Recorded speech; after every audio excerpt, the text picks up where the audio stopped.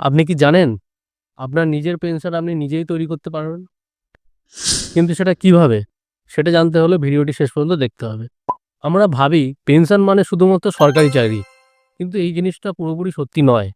যারা সরকারি চাকরি করেন না তাদেরও পেনশন হতে পারে। সেই পেনশনটার নাম হচ্ছে এসডব্লিউপি, সিস্টেমেটিক উইথড্রল প্ল্যান। সহজ করে বলি, আগে আপনি টাকা জমাবেন, তারপর একটা ফান্ড ক্রিয়েট হবে, সেই ফান্ড থেকে আপনি আপনার নির্দিষ্ট খরচা চালাবেন। এটাই হলো পেনশন। ধরা যাক আপনি কিছু বছর ধরে টাকা জমাতে থাকলেন, তারপর একটা বড় ফান্ড হলো এবং সেই টাকা থেকে আপনি আপনার মাসের যে খরচ 20 থেকে 25,000 টাকা, সেই খরচটা আপনি চালাতে পারবেন এবং নিয়মিত একটি নির্দিষ্ট ডেটে আপনার অ্যাকাউন্টে টাকাটা ক্রেডিট হয়ে যাবে। আপনি যদি এসডব্লিউপি সম্পর্কে আরও বিস্তারিত জানতে চান তাহলে কমেন্টে লিখুন এসডব্লিউপি।